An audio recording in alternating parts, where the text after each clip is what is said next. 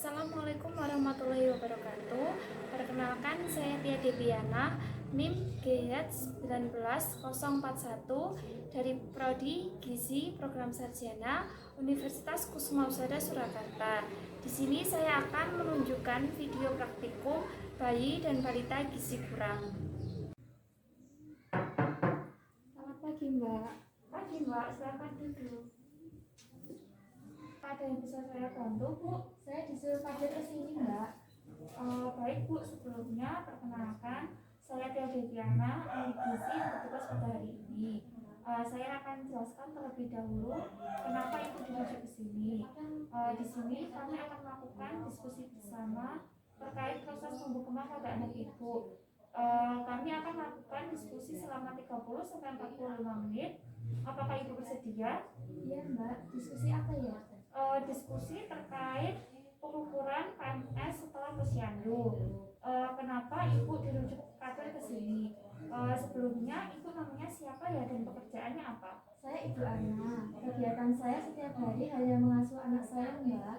Kalau boleh saya tahu usia Ibu berapa ya? Saya 27 tahun, Mbak. Ini anaknya tidak diajak ya, Bu? Tidak, Mbak. Saya suruh pulang duluan sama neneknya. Soalnya nenek terus, Mbak. Soalnya biasanya jam segini, jam 9-an sudah tidur. Kalau boleh saya tahu kondisi kesehatan anaknya saat ini bagaimana ya, Bu? Apakah sehat atau mengalami sakit? Alhamdulillah sehat, Mbak. Baik, Bu. Ini buku KMS-nya sudah ada di saya. Saya akan menjelaskan grafik tentang status gizi pada anak Ibu. Anaknya berusia 8 bulan ya, Bu? Iya, Mbak. Nama anaknya siapa, Bu? Namanya Cynthia Ramadhani Pratama, Mbak. Namanya cantik sekali ya, Bu. Pasti cantik kayak orangnya. Apakah Cynthia anak pertama? Iya, Mbak. Anak saya yang pertama. Baik, Bu. Ini berdasarkan hasil penimbangan posyandu diperoleh berat badan 5,5 kilo dan panjang badannya 62 cm. Sebelumnya untuk berat badan bulan lalu apakah mengalami penurunan atau kenaikan ya, Bu? Saya lupa itu, Mbak. Naik kapal turun. Baik, Bu, ini sambil saya catat ya. Saya akan jelaskan terlebih dahulu hasil KMS-nya. Berdasarkan hasilnya untuk panjang badan per umur status gizinya pendek, untuk berat badan per umur status gizinya kurang, untuk berat badan per panjang badan status gizinya normal, dan untuk indeks massa tubuh per umur status gizinya normal. Apakah Ibu tahu maksudnya? Saya tidak tahu, Mbak. Soalnya anak saya sehat dan tidak mengalami sakit-sakitan, Mbak. Masa dikatakan gizi kurang? Status gizi kurang tidak menggambarkan kondisi saat ini saja ya, Bu. Tetapi sudah terjadi pada beberapa waktu yang lalu, seperti yang dialami pada anak Ibu. Sudah terlihat jelas pada penurunan berat badan dan panjang badannya. Tadi sudah disebutkan bahwa anak Ibu mengalami gizi kurang pada usia 8 bulan, memiliki berat badan 5,5 kilo dan panjang badan 62 cm. Padahal pada usia tersebut harusnya memiliki berat badan dan panjang badan yang normal berdasarkan angka kecukupan gizi sebesar 9 kilo dan 71 cm. Apabila hal ini dibiarkan terus-menerus akan berdampak buruk pada kesehatan anaknya ya, Bu. Tapi selama ini anak saya sehat-sehat saja, Mbak. Tidak flu, demam, batuk, dan sakit lainnya. Anak saya juga rutin dibawa ke posyandu setiap bulan dan setiap hari saya juga rutin memberinya susu, Mbak, biar tetap sehat. Kalau boleh saya tahu susu yang diberikan susu apa ya, Bu?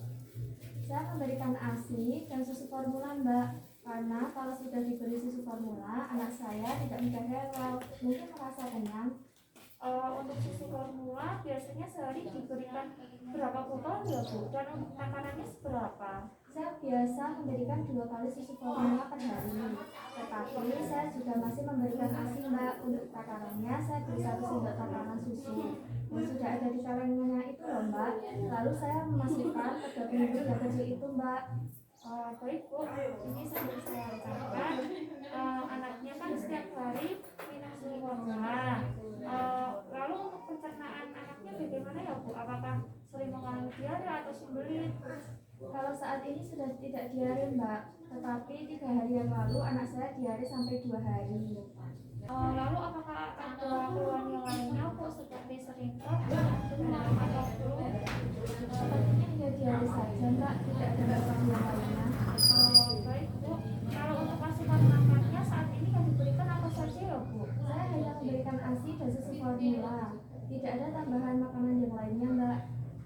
Lalu apakah anaknya sering rutin melakukan imunisasi atau posyandu Bu? Saya selalu rutin membawa anak saya ke posyandu Mbak, dan tidak pernah lupa untuk jadwal imunisasinya. Itu sudah baik sekali Bu. Lalu untuk kebersihan rumahnya bagaimana ya Bu?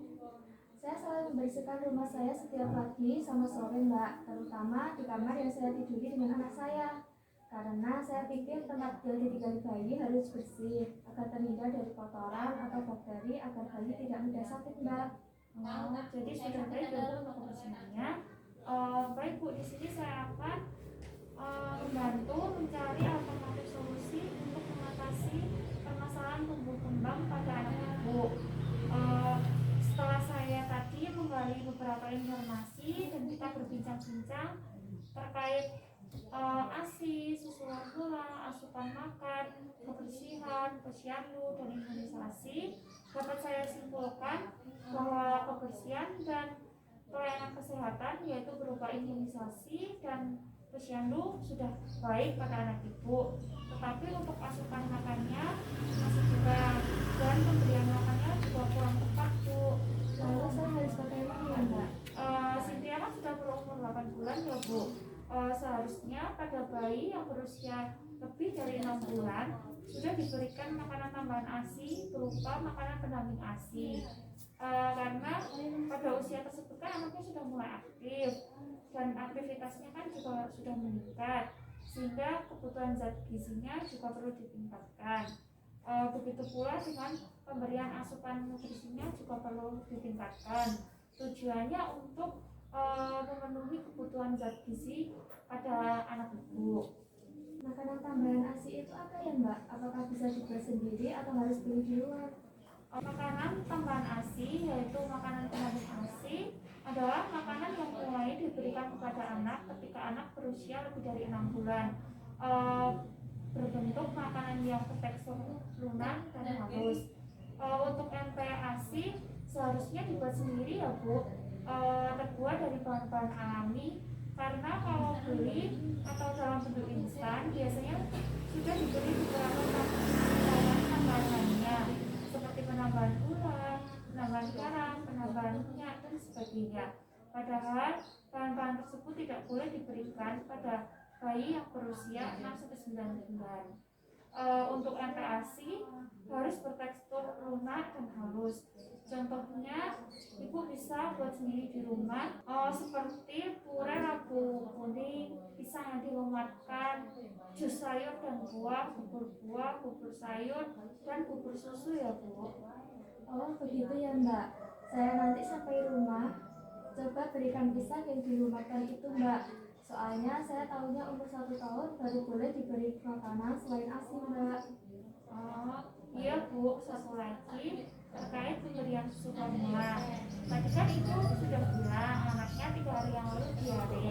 Nah, ibu bisa jadi karena pemberian susunya Bu, karena pemberian susu yang berlebih sehingga organ pencernaannya belum optimal dan anak menjadi mengalami mudah diare.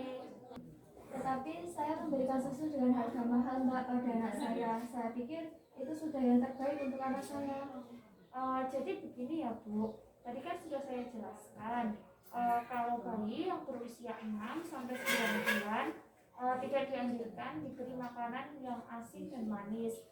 Susu kan termasuk makanan yang manis, karena pada susu formula tidak terkandung 100% susu asli. Di situ juga ada penambahan gula dan biasanya hampir di semua susu formula kandungan gulanya lebih tinggi daripada susu aslinya. Dan satu lagi, susu yang harganya mahal belum tentu nilai gizinya juga yang terbaik Bu. Jadi saya sarankan untuk pemberian susu formula apakah bisa dikurangi dan nantinya akan diganti dengan pemberian makanan pendamping ASI Bu. Iya Mbak, nanti susu formula akan saya kurangi. Jadi selama ini saya salah ya Mbak memberi anak saya susu formula? Tidak salah Bu, tetapi hanya belum tepat saja. Untuk itu, apakah Ibu bersedia untuk mengubah pola asuh pada anaknya dan memperbaiki tumbuh kembang pada anak Ibu dengan kita diskusi tadi? Baik Mbak, saya akan mencoba mengurangi susu formulanya mungkin 1 kali per hari dan mulai memberikan makanan pendamping ASI. Baik Bu, ini saya akan catat dulu sebagai komitmen di konseling pertemuan pertama ini.